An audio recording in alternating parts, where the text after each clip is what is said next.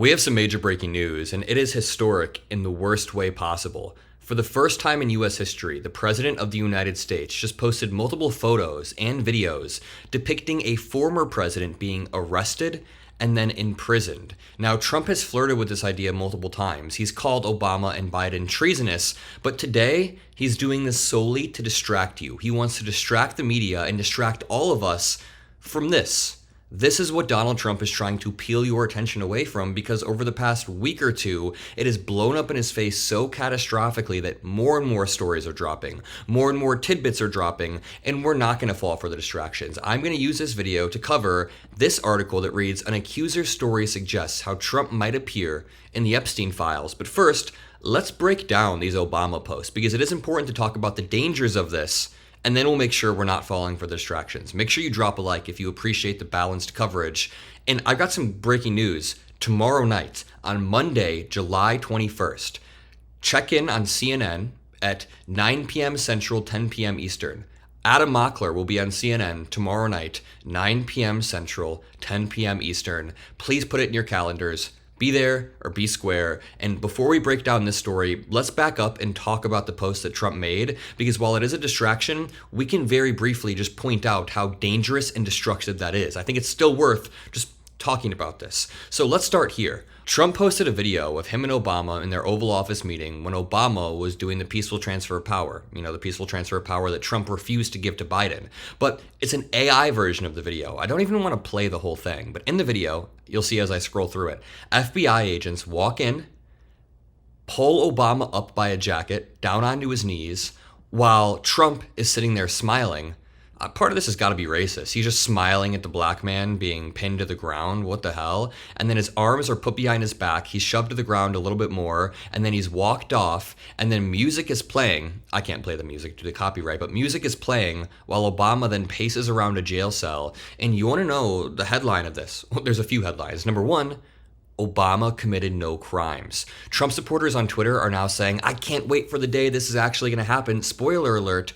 Obama committed zero crimes whatsoever. So Obama ever being in a jumpsuit would cause a revolution in this country. People would not allow a former president, especially Obama, to be arrested. By the way, I met Obama a few months back. We had a 1-hour off-the-record roundtable. He is an amazing, charismatic leader. He leads compared to Donald Trump, who's like a rat trapped in a corner. Sorry, I always want to show these photos when I get the chance. But to continue, Trump then posts more about Obama. He randomly also posted a video of like a young girl in a bikini catching a snake. What is this guy doing? What is this guy even possibly posting? Why is the President of the United States posting this stuff? Then he posts a bunch of random slop. But if you continue to scroll, sorry, I'm poisoning your brain with Truth Social right now, but if you continue to scroll, I was looking for this. He then posts the Shady Bunch. And at the bottom of it, you see Barack Obama. He put, of course, Hussein, but then you see Ben Rhodes, John Brennan, James Comey, Susan Rice, Valerie Jarrett, Samantha Power, James Clapper, all people involved in the Obama circle. And let me just back up. This is authoritarianism. Full stop. I don't know if I fully described it, but this is authoritarianism.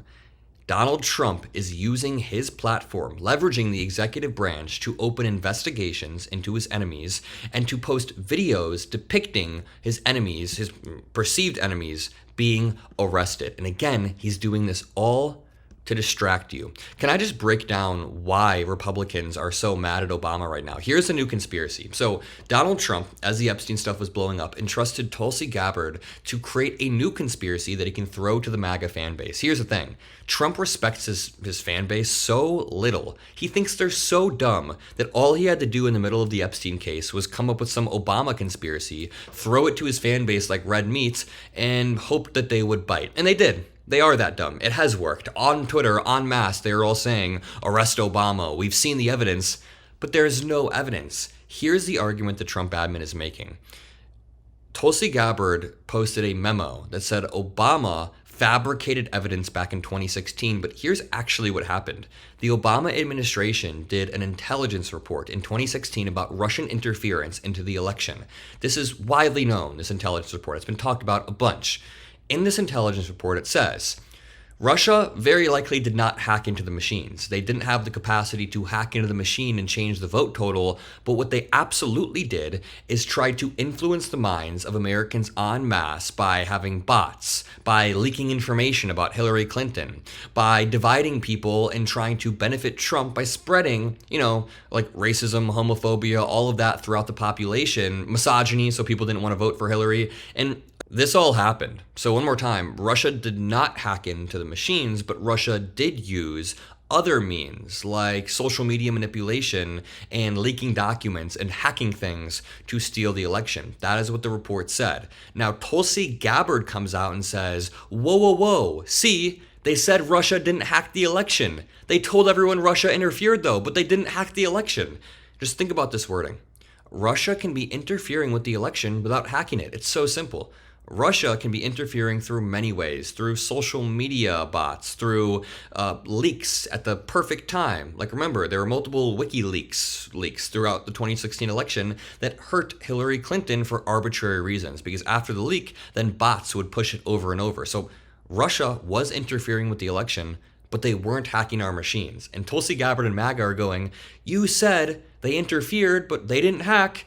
Those two things are not mutually exclusive. It's literally just a straw man. It's like, hey, Obama said Putin personally hacked, but it never happened. Nobody said that. Obama never said that. Even Brooklyn Dad Defiant on Twitter says, hey, MAGA, remember a few weeks ago when Trump didn't even trust Tulsi Gabbard's judgment or intel when it came to executing a major military action, bombing Iran? But suddenly, her intel is good enough to dust off yet another debunked claim against President Obama. This is a distraction, just to distract from the fact that Trump's name is all over the Epstein files, and he had, quote, wonderful secrets with Epstein. We know you have an irrational, mostly racist hatred of Obama, but aren't you being... We know you have an irrational, mostly racist hatred of Obama, but aren't you tired of being treated by Trump as if you're stupid? If he's not a pedophile, he should release the files. I certainly would if it were my power to do so, and I bet you probably would too. If he is a pedophile, stop protecting him. It's that simple. It really is. And again, Trump has been posting unhinged stuff. This is absolutely absurd, and it's all to distract from this. Let's go on to this main article because I don't want to fall for the trap. I don't want to be making videos where I'm talking about Obama and debunking stuff that isn't true without actually telling you the facts. I don't want to be making a video solely about Obama and fictitious crimes while actually talking about the real crimes that Donald Trump has committed throughout the years. The craziest part is when Donald Trump is posting these photos or videos of Obama being taken off, Trump is the one who is the actual criminal in 100 different ways. We have Trump's crypto coin, taking a bribe from Qatar. We have Trump in 2020 trying to steal the election. It is all absurdly corrupt. But let's just read this. It was the summer of 1996 when Maria Farmer went to law enforcement to complain about Jeffrey Epstein. At the time, she said, she had been sexually assaulted by Mr. Epstein and his longtime girlfriend, Ghislaine Maxwell. Miss Farmer, then in her mid-20s, had also learned about a troubling encounter that her younger sister, then a teenager, had endured at Mr. Epstein's ranch in New Mexico. She described facing threats from Epstein. Miss Farmer said that when she discussed her concerns with the New York Police Department, then with the FBI, she also urged them to take a broader look at the people in Mr. Epstein's orbit, including Donald Trump, then still 2 decades from ever being president. So this happened a while ago.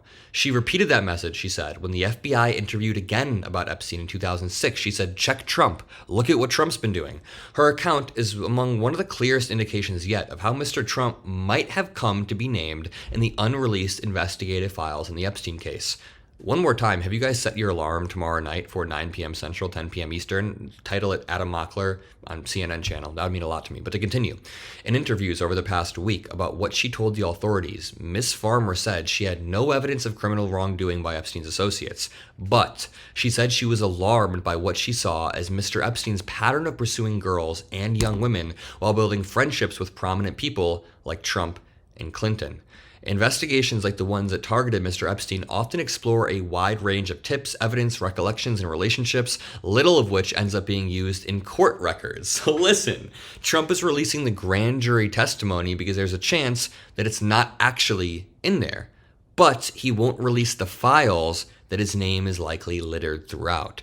Now, after his attorney general and FBI director abruptly abandoned their earlier promises to reveal everything about the Epstein files and said, in effect, that there was nothing to see, Mr. Trump's ties to Mr. Epstein are under renewed scrutiny, leading to questions about what so far undisclosed appearances he might have in the investigative record. The story of Ms. Farmer's efforts to call law enforcement's attention to Mr. Trump and his circle shows how the case files could contain material that is embarrassing or politically problematic to Mr. Trump. Just remember, Donald Trump has bragged openly about grabbing women by the you-know-what, about walking into girls' dressing rooms and peeping on them. Who even buys 3 Miss Teen Universe and Miss Teen USA pageants, beauty pageants, while you're hanging out with Jeffrey Epstein? That, in and of itself, is a very weird investment. Is that like a normal investment vehicle? I thought that people buy car washes or the S&P 500 gets a good return, or any other stock or index. Not beauty pageants. Somebody buys them, but why is Trump buying the beauty pageants?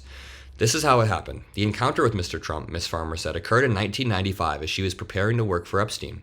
She said she told the authorities that late one night, Mr. Epstein unexpectedly called her to his offices in a luxury building in Manhattan, and she arrived in running shorts. Mr. Trump then arrived, wearing a business suit, and started to hover over her, she told the authorities. Ms. Farmer said she recalled feeling scared as Mr. Trump stared at her bare legs. Then Mr. Epstein entered the room, and she recalled him saying to Mr. Trump, No, she's not here for you. The 2 men left the room, and Ms. Farmer said she could hear Mr. Trump commenting that he thought Ms. Farmer was 16 years old. He was staring at her legs. After her encounter with Mr. Trump, Ms. Farmer said that she had no other alarming interactions with him, or did not see him engage in inappropriate conduct with girls or women, but she may have had limited interaction with him, and we know that as the years went on, there were more and more allegations. The point is, if you appreciate these videos, make sure you drop a like and subscribe. I do not want to fall for the distractions, but I do think it's important to cover the President of the United States using authoritarian means to call for the arrest of a former president. So one more time, I don't want to fall for the distraction. I want to talk about Epstein, but it is also important to talk about how heinous this is. Also, CNN tomorrow. I love you all. I'll see you in the next video, and peace out.